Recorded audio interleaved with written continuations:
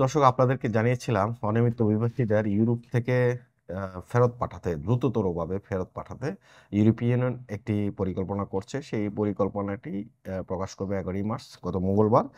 এই পরিকল্পনাটি প্রকাশ করেছে কিভাবে দ্রুততমভাবে অনিয়মিতদেরকে ফেরত পাঠানো যায়। তবে এটি নিয়ে বিভিন্ন দেশ ঐক্যমত থাকলেও মানবাধিকার সংস্থাগুলো কিন্তু বিরোধিতা করেছে। এই খবরটি জানিয়েছে ইনফো মাইগ্রেন্টস। খবরে বলছে ইউর নতুন পরিকল্পনা অনিয়মিত অভিবাসীদের জন্য রিটার্ন হাব গঠনের উদ্যোগ।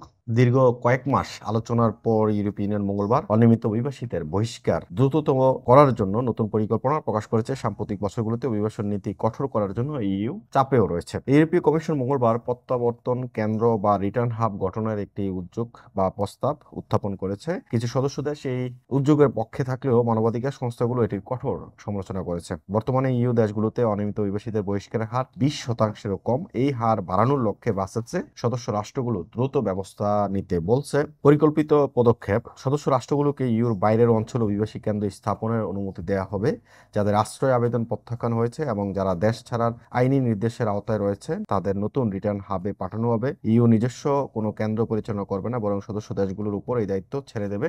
কেন্দ্রগুলোর আইনি কাঠামো আন্তর্জাতিক আইন অনুসারে পরিচালিত হবে। যারা ইউরোপ ত্যাগ করতে অস্বীকৃতি জানাবে তাদের জন্য নিষেধাজ্ঞা, পরিচয়পত্র বাজেয়াপ্ত করা, আটক রাখার মতো ব্যবস্থাও নেওয়া হতে পারে।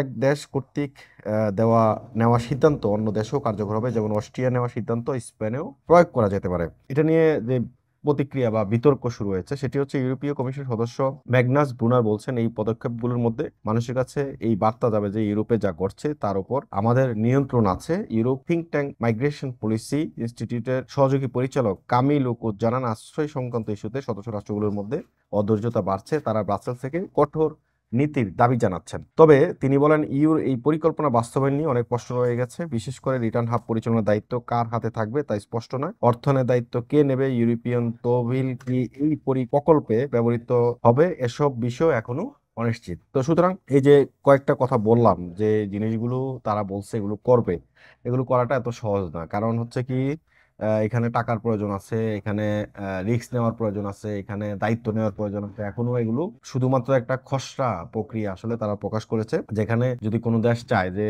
থার্ড কান্ট্রিতে গিয়ে আশ্রয় প্রক্রিয়াগুলো তারা যাচাই বাছাই করবে সেটাও করতে পারবে। মানে একটা মাইগ্রেশনটাকে প্রত্যেকটা দেশের উপর একটা দায়িত্ব দিয়ে গেছে যে আপনারা যার যার ইচ্ছা মতো আপনারা এটাকে পরিচালনা করতে পারবেন।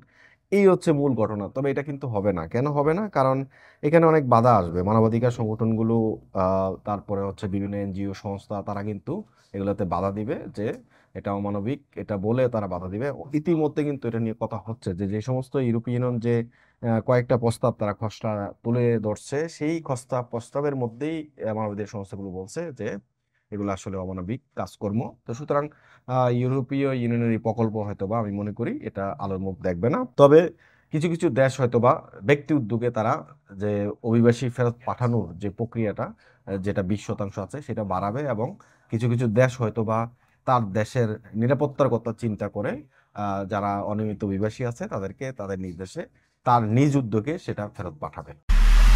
এমআইবি সংবাদ ও সংবাদ সংশ্লিষ্ট অনুষ্ঠান দেখতে ভিজিট করুন www.mibtelevision.tv ও facebook.com/mibtelevision.tv এবং সাবস্ক্রাইব করুন youtube.com/mibtelevision এ।